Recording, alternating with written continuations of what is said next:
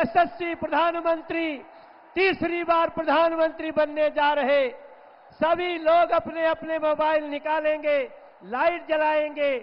हमारे यमुना पार में आदरणीय नरेंद्र मोदी जी का, दुनिया के सबसे मजबूत नेता का हार्दिक स्वागत है। नरेंद्र मोदी जी को जय श्री राम। मोदी जी को जय श्री राम। जिसने भारत का मान बढ़ाया, जिसने घर घर में गैस भिजाया, जिसने सेना को राफेल दिलाया,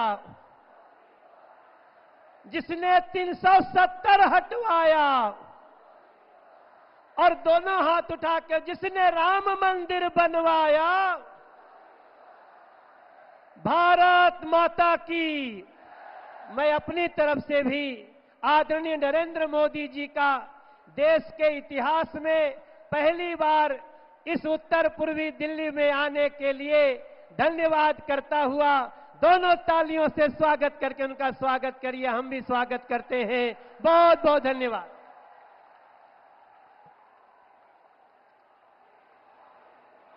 स्वागत है भाई, स्वागत है।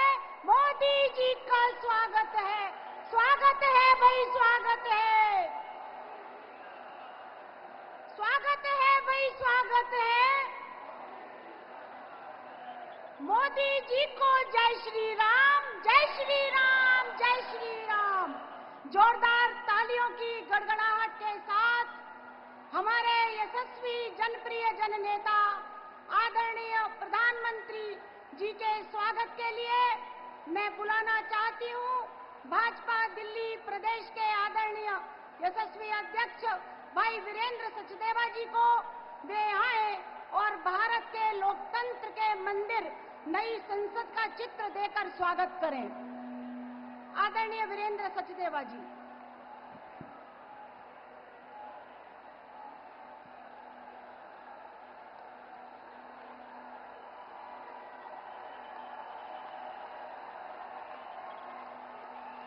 मोदी मोदी मोदी।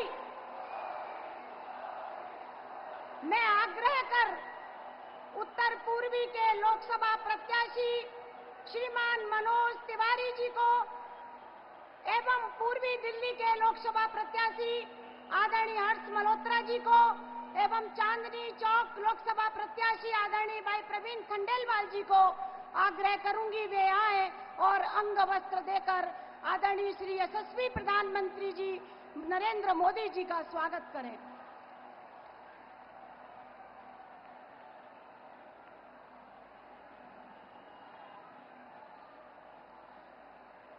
नारी शक्ति की प्रतीक हमारी बहनें श्रीमती रेखा गुप्ता, श्रीमती सारिका जैन, श्रीमती मीरा अग्रवाल जी, श्रीमती पूनम चौहान और श्रीमती ऋचा पांडे मिश्रा जी से मैं आग्रह करूंगी कि हनुमान जी की मूर्ति भेंट कर आदरणीय यशस्वी प्रधानमंत्री श्री नरेंद्र मोदी जी को भेंट करें। कवन सो काज कठिन जग माही, जो नहीं होए तात तुम पाही। पूरे ब्रह्मांड के कण कण को ऊर्जा देने वाले पवन पुत्र हनुमान की, सियापत रामचंद्र की। अब मैं आग्रह करूंगी, श्रीमती यशोदा देवी अपने परिवार के साथ आएंगी जिन्होंने सीएए कानून के संशोधन के बाद भारतीय नागरिकता प्राप्त की है। वे हृदय से अपने परिवार के साथ आकर मोदी जी को धन्यवाद देना चाहती हैं।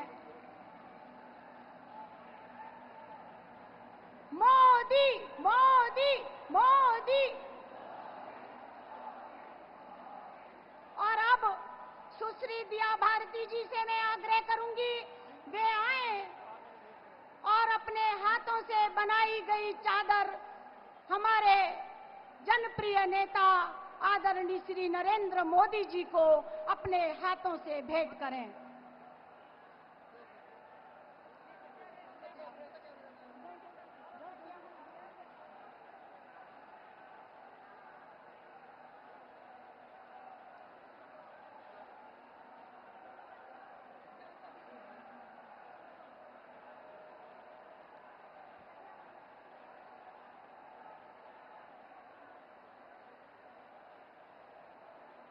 नित चुनौतियां सहर्ष स्वीकार, संकल्प अडिग भय मुक्त विचार और राष्ट्र प्रेम अमिट अपार। मैं भी हूं मोदी का परिवार, मैं भी हूं मोदी का परिवार।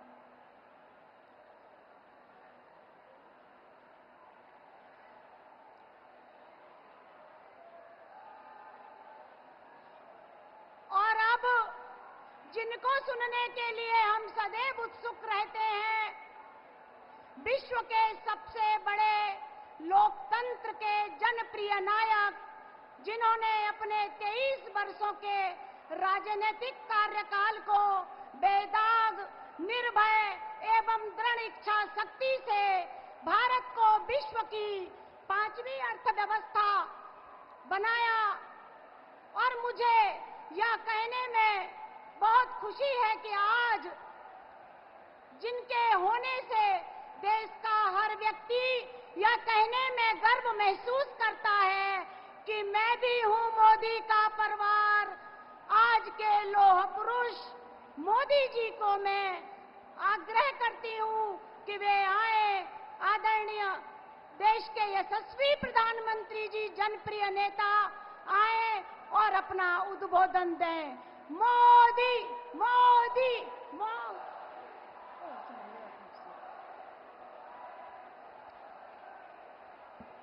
मैं माफी चाहूंगी।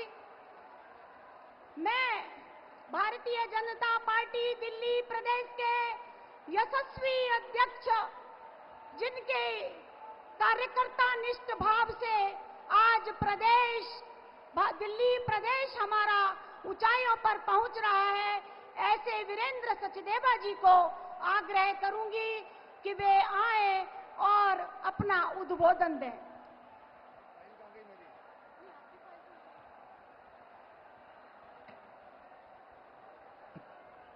बोले भारत माता की।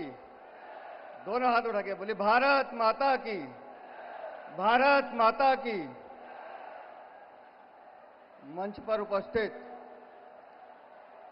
विश्व के सर्वाधिक लोकप्रिय नेता, परम आदरणीय प्रधानमंत्री जी, मंच पर उपस्थित मेरे सभी सम्मानित साथीगण, साथियों, ये हर्ष का विषय है कि आज हम दिल्ली वाले माननीय प्रधानमंत्री जी के सामने रूबरू हो रहे हैं और हम सब आज उनको सुनना भी चाहते हैं।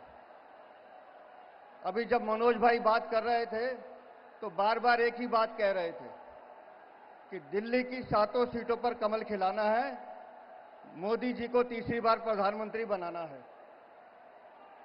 और मैं इस बात को इसलिए खुले दिल से स्वीकार करता हूं कि ये दिल्ली की जो जनता है, ये अपना मन बना चुकी है कि हम माननीय मोदी जी को तीसरी बार प्रधानमंत्री भी बनाएंगे और दिल्ली की 7 सीटों पर कमल भी खिलाएंगे।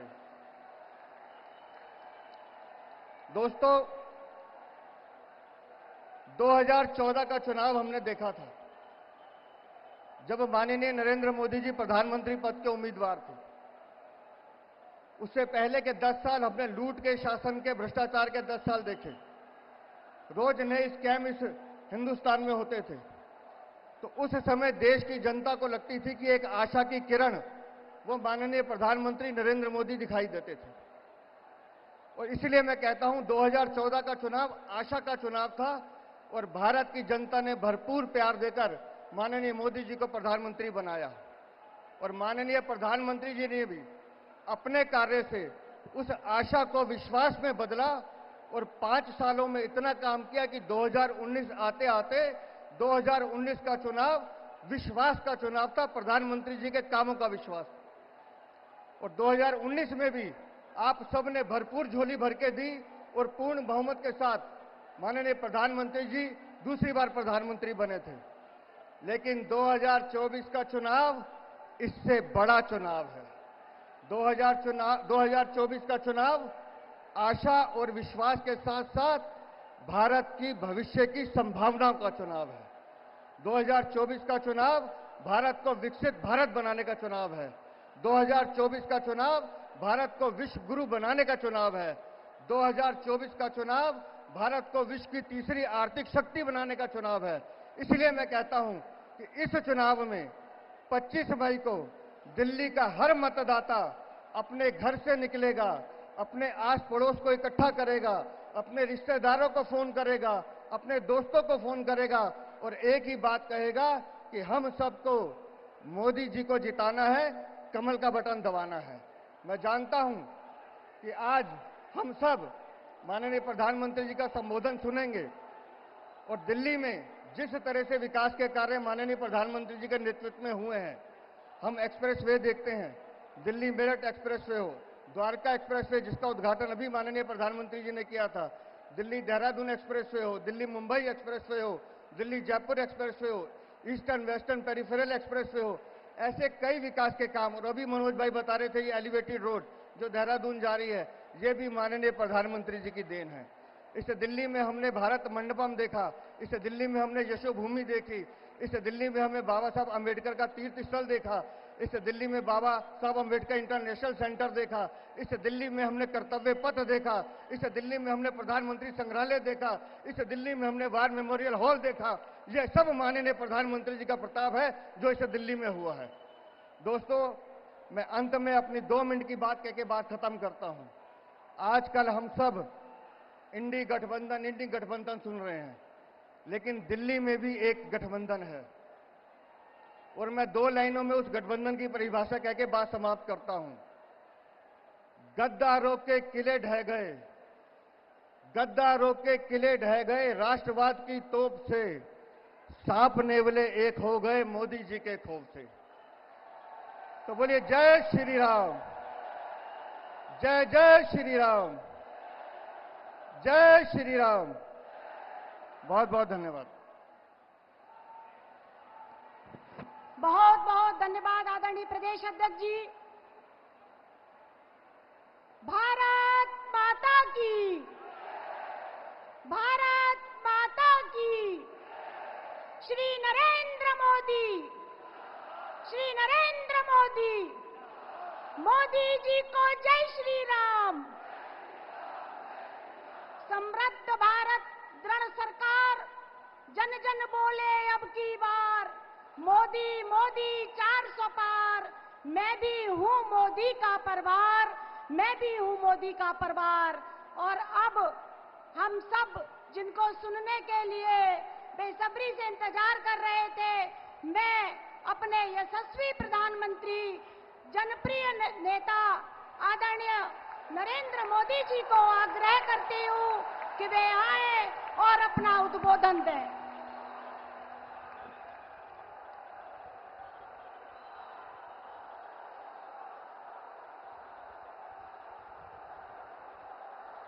भारत माता की, भारत माता की, भारत माता की। देश की राजधानी दिल्ली के सभी भाई बहनों को मेरा नमस्कार।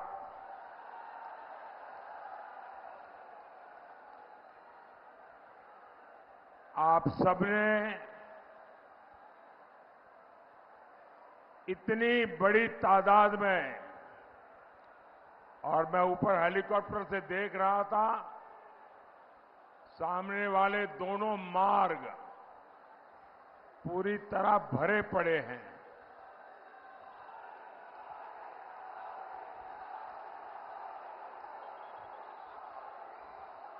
ये उमंग, ये उत्साह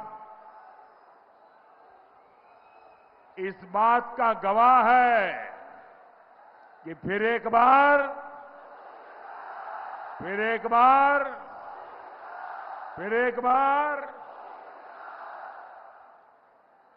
साथियों, दिल्ली के लाल किले से मैंने कहा था यही समय है, सही समय है। आज 21वीं सदी के भारत के सामने सबसे अनमोल समय आया है। ये वो समय है, ये जो बोर्ड वगैरह नीचे रखिए ताकि पीछे लोग परेशान हो रहे हैं। आप नीचे रखिए, मैंने देख लिया, आप नीचे रखिए, नीचे रखिए। आप यहां भी आगे आने की कोशिश मत कीजिए भाई, प्लीज। आप जहां हैं वहां रहिए, अब जगह नहीं है आगे आने की। कृपा करके आप जहां हैं वहीं रहिए। आपका ये प्यार, आपका आशीर्वाद, आपका उमंग, आपका उत्साह, ये सब कुछ मेरे सर आंखों पर।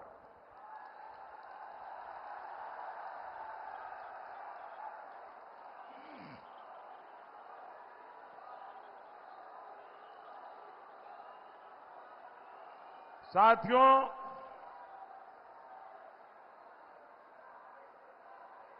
सही समय है, यही समय है। ये वो समय है जब भारत तेज विकास के लिए एक लंबी छलांग लगा रहा। 24 का ये चुनाव भारत को टॉप तीन इकोनॉमी में लाने के लिए है। 24 का ये चुनाव भारत की अर्थव्यवस्था को उन ताकतों से बचाने के लिए भी है जो अपनी आर्थिक नीतियों से भारत को दिवालिया कर देना चाहती है। 24 का ये चुनाव भारत में गरीब के लिए, मध्यम वर्ग के लिए उनका जीवन आसान बनाने के लिए, उसके जीवन में खुशियां लाने के लिए है। और 24 का ये चुनाव गरीब और मध्यम वर्ग को उन ताकतों से बचाने के लिए है जो उनकी संपत्ति छीन लेना चाहते हैं। 24 का ये चुनाव भारत के युवाओं के लिए नए अवसर बनाने के लिए है। चाहे स्पेस सेक्टर हो, सेमीकंडक्टर हो, ग्रीन एनर्जी हो, सोलर रिवॉल्यूशन हो, इलेक्ट्रिक व्हीकल का युग हो, हर क्षेत्र में युवाओं को आगे बढ़ाने के लिए है। और दूसरी ओर 24 का ये चुनाव उस परंपरा को, उस सोच को भी हराने का चुनाव है जिसने बरसों तक भाई भतीजावाद, परिवारवाद के चलते भारत के युवाओं का भविष्य बर्बाद करके रख दिया है। 24 का ये चुनाव मजबूत भारत बनाने के लिए है और 24 का ये चुनाव उन ताकतों को परास्त करने के लिए है जो भारत को कमजोर करना चाहती है। तो देश की राजनीति को एक मजबूत सरकार चाहिए, देश की राजधानी को दुनिया में प्रतिष्ठा मिले, देश की राजधानी दुनिया के लिए आकर्षण का केंद्र बने। और इसलिए इस देश को चाहिए फिर एक बार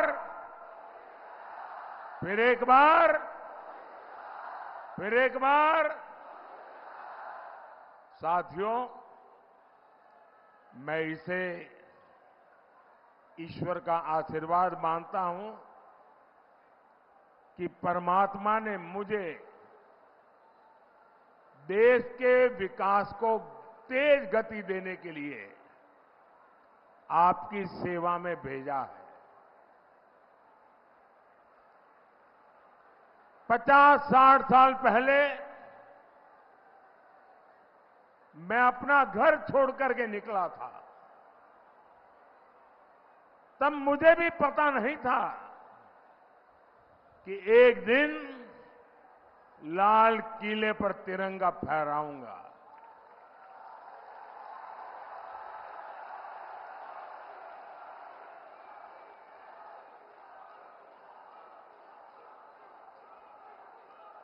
पचास 60 साल पहले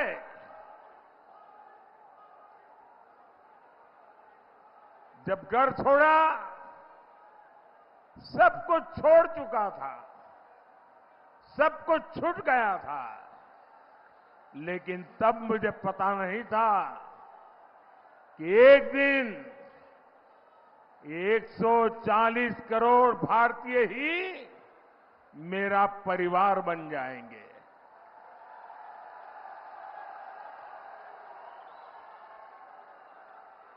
साथियों,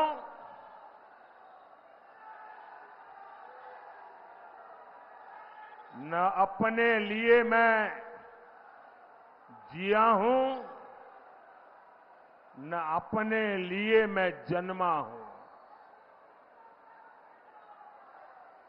मैं आपके लिए और आपके बच्चों के उज्जवल भविष्य के लिए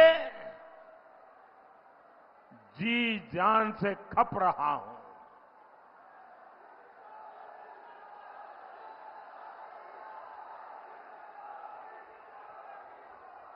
समाज जीवन का स्वाभाविक क्रम है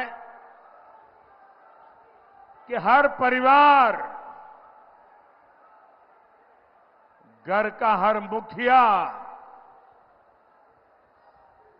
अपने वारिस के लिए सोचता है, योजना बनाता है और कुछ करता भी है। मुझे तो वो भी नहीं करना है। मेरा कोई वारिस नहीं है। अगर मेरा कोई वारिस है तो आप ही मेरे वारिस हैं। 140 करोड़ देशवासी वही मेरे वारिस है। और इसलिए मैं आपके लिए ही दिन रात मेहनत कर रहा हूं। मेरा पल पल आपके लिए, मेरा पल पल देश के लिए।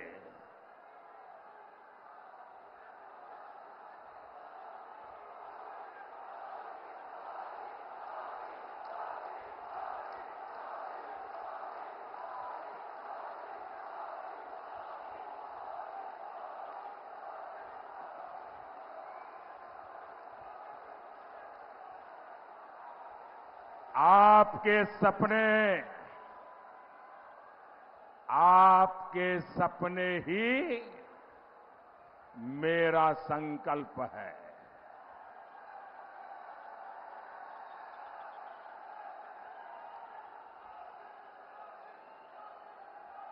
आपके सपने सफल हो, इसीलिए ये जिंदगी आपके लिए कुर्बान है।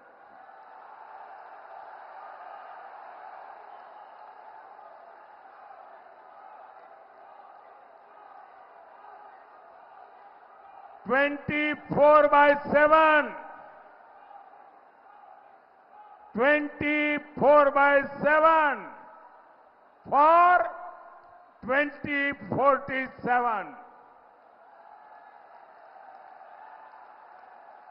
ये मोदी की गारंटी है।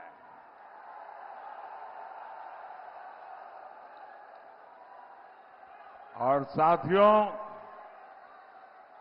ये पर्दा नीचे करो, पीछे लोगों को दिखता नहीं है भाई, नीचे करिए आप।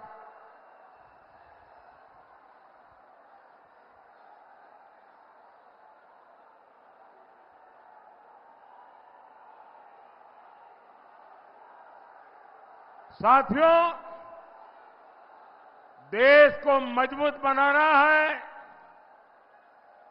इसके लिए मजबूत सरकार चाहिए और मुझे भी मजबूत साथी चाहिए।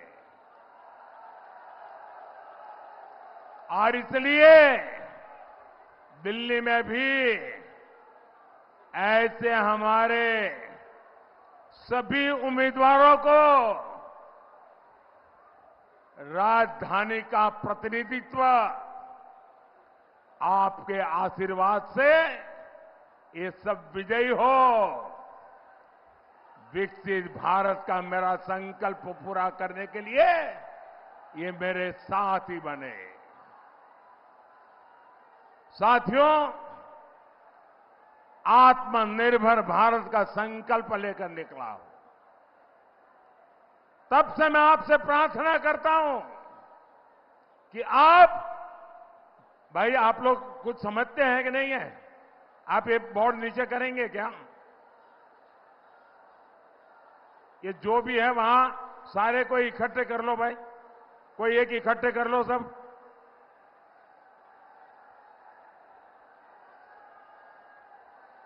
भाई आपका प्यार मेरे सर आंखों पर, लेकिन प्यार इतना मत करो कि पीछे वालों को दिखाई ना दे।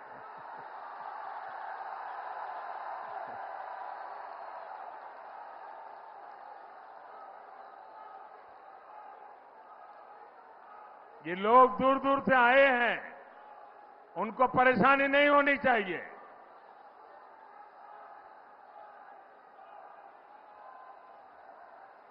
साथियों, आप चाहते हैं देश में फिर एक बार मजबूत सरकार बने? आप चाहते हैं दिल्ली के सभी सांसद हमारे जीत करके आए? तो इसके लिए आपको हर बूथ में कमल खिलाना होगा। हर बूथ में कमल खिले, तभी तो देश मजबूत होगा। साथियों, विकसित होते भारत की राजधानी भी विकसित दिखनी चाहिए, विकसित होनी चाहिए। आपने G20 सम्मेलन के दौरान देखा है कैसे दुनिया के शीर्ष नेता दिल्ली को देखकर चकित थे। आज यहां भारत मंडपम और यशोभूमि जैसे आधुनिक कन्वेंशन सेंटर बन रहे हैं। नया संसद भवन हमारी शान और बढ़ा रहा है। नेशनल वॉर मेमोरियल, आजादी के बाद देश के जवान इसके लिए मांग करते थे, प्रतीक्षा करते थे। देश का दुर्भाग्य देखिए, जब तक मोदी नहीं आया, दिल्ली में बैठी हुई सरकारों को देश के वीर जवानों के सम्मान में वॉर मेमोरियल बनाने का उनको महत्व नहीं समझ आया। देश में लोगों की सुरक्षा करते करते करीब 35,000 पुलिस के जवान शहीद हुए। हमारी रक्षा करते करते शहीद हुए। उन पुलिस मेमोरियल के लिए देश के पुलिस के जवानों को 70 साल इंतजार करना पड़ा। मोदी आया तब जाकर के बना डॉक्टर बाबा साहब आंबेडकर का मेमोरियल।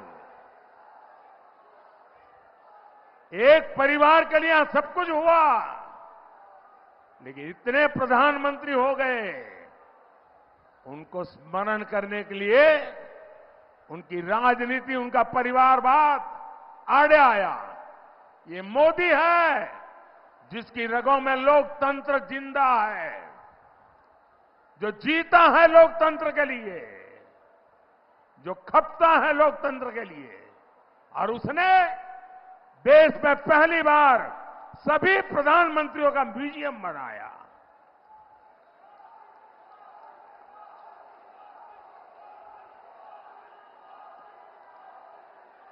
ऐसे अनेक स्मारक बन रहे हैं जो आधुनिक दिल्ली के दर्शन कराते हैं। हर शाम जब कर्तव्य पथ पर हजारों परिवार खुशियां के पल बिताते हैं, तब लगता है कि मेरी मेहनत सफल हो रही है। साथियों, मोदी का 10 वर्ष का सेवा काल दिल्ली के इंफ्रास्ट्रक्चर के लिए एक ट्रांसफॉर्मेशन का कालखंड रहा है। मेरा फोकस रहा है ईज ऑफ लिविंग पर, ईज ऑफ ट्रैवल पर। 10 साल पहले दिल्ली में नेशनल हाईवे की लंबाई 80 किलोमीटर थी, 80 किलोमीटर थी। अब ये 160 किलोमीटर से ज्यादा हो गई है, 160 किलोमीटर से ज्यादा हो गई है। इन 10 सालों में 4 लेन के हाईवे, इसकी लंबाई 2 गुनी हो गई है। हजारों बड़े वाहनों को अब दिल्ली में आने की जरूरत नहीं पड़ती। दिल्ली एनसीआर से होकर शानदार एक्सप्रेसवे चारों तरफ बन रहे हैं। 2014 में दिल्ली मेट्रो का जितना बड़ा नेटवर्क था, आज उससे 2 गुना बड़ा मेट्रो नेटवर्क दिल्ली के पास है। आज दिल्ली मेट्रो में हर रोज 65 लाख लोग सफर करते हैं। ये यात्रीगण अब ध्यान दे रहे हैं कि अब मेट्रो का गेट सिर्फ विकास की तरफ खुलता है। और अब तो नमो भारत ट्रेन भी दिल्ली एनसीआर की नई पहचान बन चुकी है। मैं दिल्ली के लोगों को एक और बात कहूंगा। आज दिल्ली में जितनी भी इलेक्ट्रिक बसें चल रही हैं, पर्यावरण से मुक्ति के जो समस्याएं हैं पर्यावरण की, उससे मुक्ति के लिए भारत सरकार ने एक अहम कदम उठाया। देश के बड़े बड़े शहरों को भारत सरकार इलेक्ट्रिक बसेस दे रही है। आपने देखा होगा दिल्ली को भी भारत सरकार ने ऐसी सैकड़ों बसें दी हैं, ताकि दिल्ली के लोगों की सुविधा भी बढ़े और पर्यावरण की भी रक्षा हो। साथियों, हम सब जानते हैं, दुनिया में कोई भी जगह हो, इंफ्रास्ट्रक्चर का विकास इन्वेस्टमेंट लेकर आता है। आज छोटे से छोटे दुकानदारों से लेकर बड़े बड़े बिजनेस तक सभी फायदे में है, क्योंकि भारत सरकार दिल्ली का चौतरफा विकास कर रही है। साथियों, मोदी दिल्ली के हर गरीब, हर मिडिल क्लास परिवार का जीवन आसान बनाने के लिए प्रतिबद्ध है। पूरी दिल्ली में पाइप से सस्ती गैस पहुंचाने का काम तेजी से चल रहा है। इससे हमारी बहनों को बहुत सुविधा हो रही है। मुफ्त अनाज की योजना भी लाखों लोगों के बहुत काम आ रही है। सबके घर का सपना पूरा करना भी मोदी की गारंटी है। आप देखिए, एक तरफ अनऑथराइज्ड कॉलोनीज को रेगुलर करने का काम चल रहा है, वहीं दूसरी तरफ झुग्गियों की जगह पक्के घर बनाने का अभियान भी जारी है। मिडिल क्लास के जो साथी अपना घर बनाना चाहते हैं, उनको भी भाजपा सरकार बड़ी आर्थिक मदद देने जा रही है। साथियों, गरीब और मध्यम वर्ग की बचत को बढ़ाने के लिए मोदी ने एक और योजना शुरू की है। ये योजना है पीएम सूर्यघर मुफ्त बिजली योजना। ये योजना दिल्ली के लोगों के लिए ट्रिपल बेनिफिट वाली है, 3 फायदा कराएगी। इस योजना में आपका 300 यूनिट तक का बिजली बिल 0 हो जाएगा।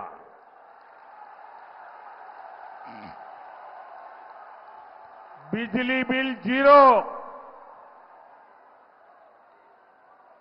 और इसके लिए भारत सरकार 75,000 रुपीज, 75,000 रुपये तक की मदद देगी। और ये ऑनलाइन रजिस्ट्रेशन चालू हो चुका है। इस 75,000 रुपये से अपने घरों पर सोलर पैनल लगाएं, घर में जो इस्तेमाल करने की बिजली की जरूरत है उपयोग कीजिए, और जो अतिरिक्त बिजली होगी वो सरकार खरीदेगी, उससे आपको कमाई होगी। तीसरा लाभ, अब जमाना इलेक्ट्रिक व्हीकल का है। अब पेट्रोल डीजल का जमाना चला गया। अब इलेक्ट्रिक व्हीकल आपके घर में खुद की बिजली, खुद का सोलर प्लांट, आपके व्हीकल का चार्जिंग भी आपके घर में।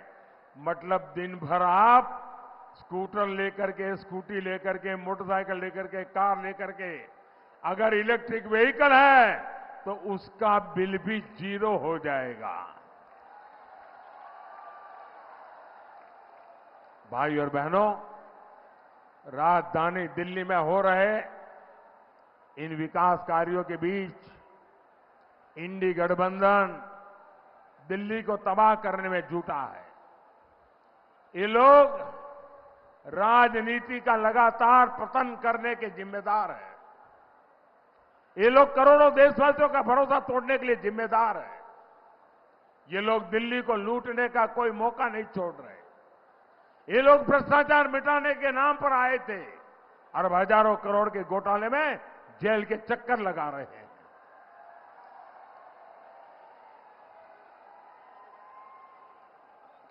और ये कांग्रेस, ये तो पूरी तरह एक्सपोज हो गई है। पहले कांग्रेस वाले पत्रकार वार्ता करते करते करते क्रेडिट लेने के लिए तूफान मचाए रखा था। वो कहते थे शराब घोटाले के पर्दाफाश का क्रेडिट कांग्रेस को जाता है। फिर शाही परिवार के कहने पर भ्रष्टाचारी को ही गले लगा लिया। कांग्रेस के स्थानीय नेताओं को भी समझ नहीं आ रहा है कि करे तो क्या करे। दिल्ली, हरियाणा, यहां दोस्ती और पंजाब में कुश्ती, ये ढोंग कब तक चलेगा? दुनिया देख रही है कि कैसे एक भ्रष्टाचारी दूसरे भ्रष्टाचारी को कवर दे रहा। साथियों, एक जमाना था जब कांग्रेस पूरे देश पर राज करती थी। उनकी उंगलियों के इशारों से सरकारें बनती थी और गिरती थी।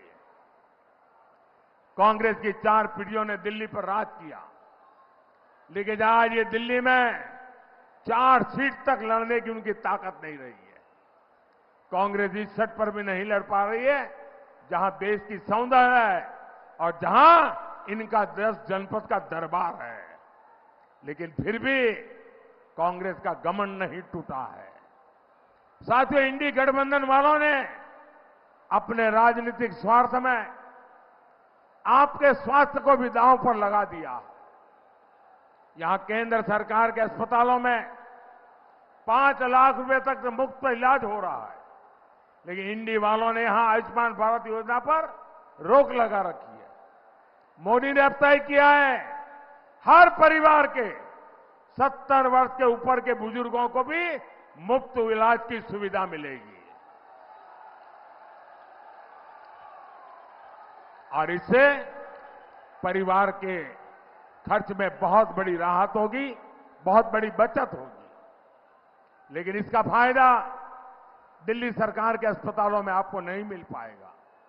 ये लोग दिल्ली के एक भी बुजुर्ग को भारत सरकार की योजना का लाभ नहीं लेने देते। मेरा आपसे अनुरोध है, 70 साल के ऊपर के सब लोगों को मिलिए, उनको बताइए कि मोदी ये देना चाहते हैं, लेकिन ये दिल्ली की सरकार रुकावट बनी है और एक भी बुजुर्ग का वोट ये इंडी गठबंधन वालों को जाना नहीं चाहिए। भाई और बहनों, जब 24 घंटे दिमाग में सिर्फ वोट बैंक चलता हो, तब ना इस तरह की योजनाएं संभव होती है और न ही विकास का कोई अता पता होता है। इंडी गठबंधन का यही हाल है। ये तस्वीकरण के लिए सारी हदें पार कर चुके हैं। इनका मैनिफेस्टो देखिए, ऐसा लगता है जैसे मुस्लिम लीग के दबाव में तैयार किया है। ये लोग खतरनाक खेल खेलने जा रहे हैं। मैनिफेस्टो में लिखा है, अब सरकारी टेंडरों को धर्म के आधार पर देना चाहते हैं। ये स्पोर्ट्स टीमों में भी धर्म के आधार पर सिलेक्शन करना चाहते हैं। ये देश के बजट को धर्म के आधार पर देना चाहते हैं। और यही नहीं, कांग्रेस के शहजादे आपकी संपत्ति का एक्सरे कराकर आपके घर पर छापा मारकर आपकी संपत्ति का आधा हिस्सा अपने वोट बैंक को देना चाहते हैं। और ये पिछले कई वर्षों से ऐसा करते भी आ रहे हैं। आप जानकर चौंक जाएंगे, 2014 में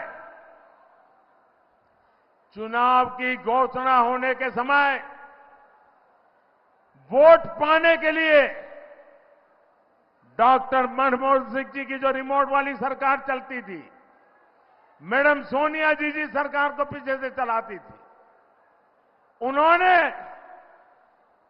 वोट बैंक के लिए वोट जिहाद करने वालों से सौदा किया। और सौदा किया, वो कांग्रेस को वोट देंगे, बदले में कांग्रेस क्या देगी? दिल्ली के लोगों की संपत्ति, हिंदुस्तान के लोगों की संपत्ति, भारत की महान विरासत, 123 प्रॉपर्टी, 123 प्रॉपर्टी रातों रात वोट पाने के बदले में वक्फ बोर्ड को सौंप दी गई थी। ये आपकी प्रॉपर्टी है दिल्ली वालों। 123 प्रॉपर्टी, एक दो नहीं, एक ही निर्णय में। और मकसद यही था कि इनका वोट बैंक खुश हो और चुनाव में उनको फायदा हो। ये संपत्तियां दिल्ली के प्राइम लोकेशंस में है, जहां एक एक गज जमीन की कीमत कई कई लाख रुपए है। क्या इस लूट को दिल्ली के लोग बर्दाश्त करेंगे? क्या ऐसे लोगों को माफ करेंगे? क्या इनको चुन चुन करके साफ करेंगे कि नहीं करेंगे? भाई और बहनों, ये मौका परस्त गठबंधन तुष्टीकरण के लिए देश में हिंसा भी फैला सकता है। याद कीजिए, सीएए कानून आया था तो इन्होंने दिल्ली को महीनों महीने तक बंधक बना दिया था। पहले रास्ते रोके और फिर दंगे कराए। लेकिन आज पूरा देश ने कहा है कि इनके झूठ का पर्दाफाश हो चुका है। दिल्ली में कई कई सालों से रह रहे शरणार्थियों को भारत की नागरिकता मिल रही है। और अभी ये 2 परिवार यहां आए थे, वो प्रताड़ित होकर करके आए हुए हैं पड़ोस में से, उनको नागरिकता मिली, वो खुशी जताने के लिए आए थे। और ये कौन लोग हैं? ये हिंदू है, सिख है, बौद्ध है, जैन है, पारसी है, ईसाई है। ये प्रताड़ित होकर आए हैं और इनमें से ज्यादातर हमारे दलित परिवार हैं। इसलिए इनका इतना विरोध किया गया। अभी कुछ देर पहले जो बिटिया मिलने आए, मौका मिला, जो पाकिस्तान से आई थी, भाइयों बहनों, उसे भारत की नागरिकता मिल गई, उसे उज्जवल भविष्य की गारंटी मिली है। इंडी गठबंधन वाले घुसपैठियों के लिए आंसू बहाते हैं, लेकिन जिनके साथ 1947 में जुल्म हुआ उनको हिकारत की नजर से देखते हैं। साथियों, तुष्टीकरण की जीत में ये लोग पूरे देश को सांप्रदायिकता की भेंट चलाना चाहते हैं। बाबा साहब आंबेडकर धर्म के आधार पर आरक्षण के खिलाफ थे, लेकिन ये खुलेआम कह रहे हैं एससी, एसटी, ओबीसी का आरक्षण धर्म के आधार पर बांट देंगे। साथियों, राम मंदिर को लेकर भी इनका रवैया आज पूरा देश देख रहा है। अब ये लोग अयोध्या में राम मंदिर से जुड़े सुप्रीम कोर्ट के फैसले को पलटना चाहते हैं। ये खुलकर के कह रहे हैं आर्टिकल 370 वापस लाएंगे। ये खुलकर कह रहे हैं कि भारत के हमारे परमाणु हथियारों को खत्म कर देंगे। क्या ऐसे खतरनाक गठबंधन को आप एक भी वोट मिलना चाहिए क्या? साथियों, 25 मई को जब आप वोट डालने घर से निकलिएगा तो विकसित भारत का लक्ष्य याद रखिए। आपको पूर्वी दिल्ली से श्री हर्ष मल्होत्रा जी, उत्तर पूर्वी दिल्ली से मनोज तिवारी जी और चांदनी चौक से प्रवीण खंडेलवाल जी को रिकॉर्ड वोटों से विजयी बनाना है। और मेरा आप सबसे आग्रह है, पहले मतदान फिर जलपान, पहले मतदान फिर जलपान। मेरे साथ बोलिए भारत माता की, भारत माता की, भारत माता की। बहुत बहुत धन्यवाद। बहुत बहुत बहुत बहुत धन्यवाद मोदी जी। हम सब आपको ये कहना चाहते हैं कि जो लोग मोदी जी को रोकने का सपना देख रहे हैं, उनको हम कहना चाहते हैं कि तुम जल जल के मर जाओगे, हम जल जला नहीं रुकने देंगे। वो देश नहीं रुकने देगा, हम उसे नहीं रुकने देंगे। दुनिया जिन्हें बॉस कहती है, उस मोदी को जय श्री राम। महिलाओं को जिसने दिया सम्मान, उस मोदी को जय श्री राम। भारत का परचम लहराया, उस मोदी को जय श्री राम।